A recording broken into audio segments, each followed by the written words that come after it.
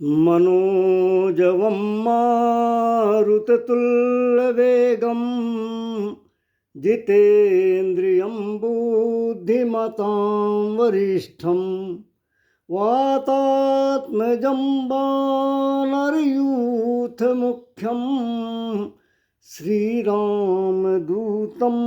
शरणं प्रपद्ये। भक्तों, भागवत जी की कथा में चर्चा किया कि सुदामा जी टूटे फूटे चावल की पोटली कांख में दबाए हैं। भगवान द्वारिकाधीश जी ने सुदामा जी की कांख से जबरदस्ती पोटली निकाल लिया। खोल कर देखा, टूटे फूटे तंडुल भगवान ने एक मुट्ठी भरकर अपने मुख में ले लिया, ग्रहण कर लिया। मैया रुक्मिणी ने भगवान का हाथ पकड़ लिया, संकेत में बोली कि अपने रहने की भी जगह कहीं रखोगे कि नहीं। यदि 3 मुट्ठी चावल खा लिए तो त्रिलोकी के मालिक हो जाएंगे सुदामा, तो हम कहाँ जाएंगे। रुक्मिणी जी ने कहा कि भगवान, अपने मित्र ब्राह्मण देवता का प्रसाद,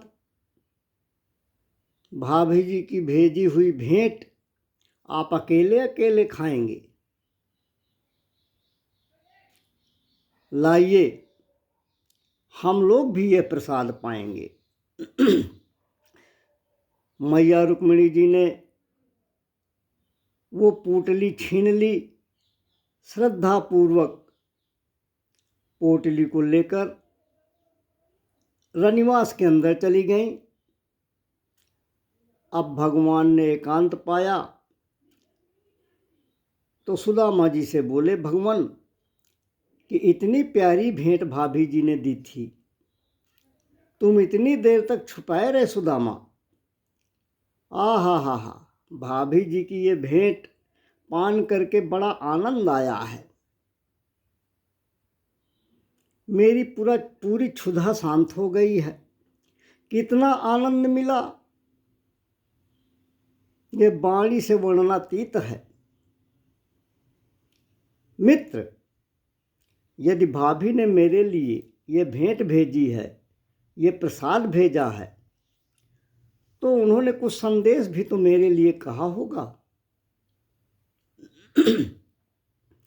सुदामा जी बोले, कन्हैया, तेरी भाभी ने संदेशा तो भेजा है। भगवान बोले, तो भाभी का संदेशा बताओ मुझे। तो सुदामा जी ने एकांत पाकर माता सुशीला द्वारा भेजा गया संदेश प्रभु को कहकर सुनाया। सुशीला जी ने क्या संदेश भेजा है कि 1 मास 2 पाख में 2 एकादशी होए, मेरे घर गोपाल जू नित एकादशी होए। सुशीला मैया ने संदेशा भेजा है द्वारकाधीश जी को, भगवान गोपाल जी को, कि हे प्रभु, 1 महीने में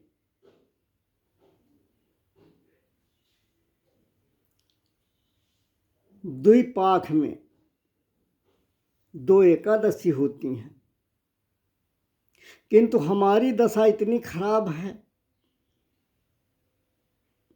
कि हमारे घर में तो प्रतिदिन एकादशी ही रहती है, कभी भी द्वादशी होती ही नहीं है। माता सुशीला का अपनी मित्र पत्नी भाभी का संदेश सुनते ही द्वारिकाधीश के नेत्रों में आंसू छलछलाए आए। सुदामा जी से कुछ नहीं बोले। हमारे प्रभु अपने नेत्र बंद किए और भाभी जी को संदेशा भेज दिया। भगवान ध्यान मग्न होकर आंखें बंद करके सुशीला जी से क्या कहते हैं, होनी थी सो हो गई, अब ना ऐसी होए, भाभी तेरे भवन में नित अब द्वादशी होए। भगवान ने संदेशा भेज दिया, हे भाभी, जो होना था हो गया, अब आगे से नहीं होगा। अब तो तुम्हारे भवन में रोज द्वादशी होगी, तुम्हारा जीवन संवर जाएगा, तुम्हारी गरीबी दूर हो जाएगी, वैभव संपन्नता तुम्हारे घर में प्रवेश कर जाएगी। सुदामा जी को भनक भी नहीं लगी और इधर भगवान का चमत्कार हो गया। देने का तरीका देखे भगवान का। मित्र के हाथ में कुछ लगा नहीं और मित्र सब कुछ पा भी गए। ऐसा किस लिए हुआ? भगवान ने विचार किया कि यदि प्रत्यक्ष दूंगा तो मेरा मित्र सुदामा बड़ा स्वाभिमानी है, लेने में लज्जा महसूस करेगा, लेने में हिचकिचाएगा और अपने को हमेशा मेरा ऋणी मानेगा, मेरे उपकार से अपने आप को दबा हुआ मानेगा। इसलिए भगवान ने सुदामा को प्रत्यक्ष कुछ नहीं दिया। भगवान अपने मित्र का स्वाभिमान, अपने मित्र का सम्मान, अपने मित्र का गौरव, अपने मित्र का सिर नीचा नहीं करना चाहते हैं। इसलिए भगवान ने सुदामापुरी में तो वैभव दे दिया, सुदामा के हाथ में कुछ नहीं दिया। अब सुदामा ने जब आंख बंद किए हुए कन्हैया को देखा तो सुदामा जी को यह प्रतीत हुआ कि ये शायद कन्हैया दुखी हो गया है। सुदामा जी विचार करते हैं, अरे राम राम, मेरे कारण मेरे मित्र को दुख हो गया। तो सुदामा ने तुरंत प्रसंग बदल दिया और बोले, कन्हैया परेशान मत हो, इस बात को यहीं छोड़, हम तो ब्राह्मण हैं, हमारा तो काम क्या है? हमने तो अपनी पत्नी सुशीला से ही कहा था कि औरन को धन चाहिए बावरी, ब्राह्मण के धन केवल भिक्षा। तो हम तो किसी तरह से मांगकर, भिक्षा मांगकर खाते हैं, पीते हैं, जिंदगी कट रही है, जिंदगी की गाड़ी चल रही है। हमारी गृहस्थी इस तरह चल रही है।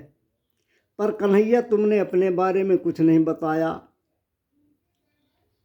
मेरे गृहस्थ जीवन के बारे में, मेरी दिनचर्या के बारे में, मेरी घर गृहस्थी के बारे में, पत्नी बच्चों के बारे में तुमने सब कुछ पूछ लिया, पर इतने चतुर हो कि अपने बारे में कुछ नहीं बताया। भगवान बोले तो पूछो ना। सुदामा जी बोले, हम तो पहले ही पूछे थे कि भैया तुम्हारा विवाह हुआ कि नहीं। भगवान बोले, अब तुम बैठे हो यहाँ तो सीधे मिलवा ही देता हूं मैं अपनी घरवालियों से। सुदामा ने कहा कि मित्र, तुम्हारी बड़ी कृपा होगी यदि मिलवा दोगे। भगवान ने मैया रुक्मिणी से कहा कि प्रणाम करो और सबको बुलाओ। तो रुक्मिणी जी सबको बुला लाई। अब रुक्मिणी ने पहले जाकर सुदामा जी को प्रणाम किया। तो सुदामा ने कहा, परिचय तो देते जाओ। कन्हैया, प्रणाम करवा रहे हो, परिचय नहीं दे रहे हो। तो सुदामा जी ने कहा कि ये हमारी धर्म पत्नी है। तो सुदामा जी ने रुक्मिणी जी को कहा, सौभाग्यवती भो, पुत्रवती भो, पतिव्रता भो, धर्मपरायणा भो। अनेक आशीर्वाद रुक्मिणी मैया को दे दिया। अब सत्यभामा जी आ गईं। उन्होंने प्रणाम किया। सुदामा जी बोले, कान्हा ये कौन है? श्याम सुंदर हंसते हुए बोले, ये भी वही है, धर्मपत्नी है। सुदामा जी ने कहा, वो समझ गए, तो तूने कान्हा 2 विवाह किए हैं। वाह रे कन्हैया, तुमने तो गजब कर दिया। अब सुदामा जी ने उनको भी आशीर्वाद दिया, सत्यभामा जी को, सौभाग्यवती भव, पुत्रवती भव, धर्मपरायणा भव, पतिव्रता भव। तब तक कालिंदी मैया आ गईं। ब्राह्मण देवता प्रणाम, भैया जी प्रणाम। तब सुदामा जी बोले, अरे तीसरी कौन आ गई? भगवान बोले, अब बार बार मत पूछो। इस समय जो तुम्हें प्रणाम करें, समझ लो सब वही हैं, मेरी धर्म पत्नियां हैं। तो सुदामा जी बोले, तो क्या 150 हैं? भगवान बोले, मेरे बताने में बड़ी शर्म लगे। अब जितनी हैं वो सब तुम्हारे सामने हैं, आशीर्वाद देते जाओ, गिनते जाओ। सुदामा जी बोले, तो ठीक है, सभी को बुला लो। अब सुदामा जी को क्या मालूम कि यहाँ तो 16,108 की लाइन लगी है। सुदामा जी बेचारे आशीर्वाद देते देते बावरे हो गए, जबान थक गई। तो अब कहते कहते उनका जब गला बैठने लगा, सुदामा जी का आशीर्वाद देते देते हाथ दुखने लगे, गिनते गिनते सुदामा जी की बुद्धि चकरा गई। तो बेचारे अब आशीर्वाद में संक्षेप में भव भव कहने लगे। 5,000 जब संख्या पार हुई, तब सुदामा जी घबराए, बोले, कान्हा भी कितनी बाकी है? भगवान बोले, अभी तो आधी भी नहीं हुई। सुदामा जी घबरा कर बोले, मित्र, झूठ मत बोलो, सही सही बताओ। कन्हैया बोले, पूरी संख्या 16,108 है। जब सुदामा जी ने 16,108 रानियां हैं भगवान के, यह सुना उन्हीं के मुंह से, तो सुदामा जी के आश्चर्य का ठिकाना नहीं रहा। सुदामा जी बोले, कन्हैया, तुमने तो कमाल कर दिया।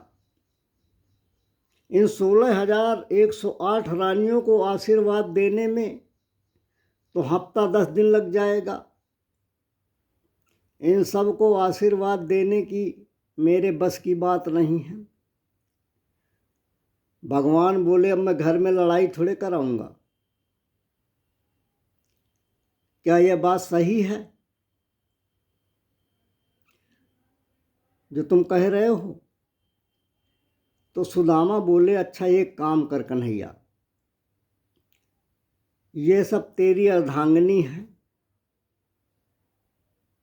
अब तू इन सब का अर्धंगा है। सबकी जगह तू मेरे को दंडवत कर ले और मैं तेरे को इन सब के लिए इकट्ठा आशीर्वाद दे दूंगा। भगवान बोले हाँ यही बात ठीक है। सभी रानी पटरानियों को सुदामा जी ने आशीर्वाद दिया। फिर सुदामा जी बोले कन्हैया मैंने तो एक विवाह किया,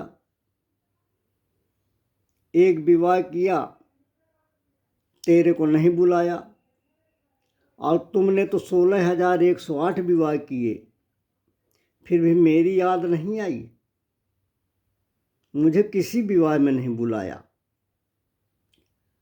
तुम बुला सकते थे मुझे। भगवान बोले हमारी शादी की तारीख पक्की हुई होती, कोई कन्या देखने का कार्यक्रम बनता तो बताते। हमारी तो सब विवाह चट मंगनी पट ब्याह वाले हुए हैं। इस प्रकार से भगवान द्वारिकाधीश और सुदामा जी खूब हंसी ठिठोली कर रहे हैं। दोनों मित्रों में बड़ा आनंद बरस रहा है। अब सुदामा जी कन्हैया से विदा मांग रहे हैं जाने के लिए कि कन्हैया तेरी भाभी सुशीला हमारा रास्ता देख रही होगी, हमें जाने की आज्ञा दो। शेष कथा आगे कहने का प्रयास करेंगे। बोलिए वृंदावन बिहारी लाल की जय।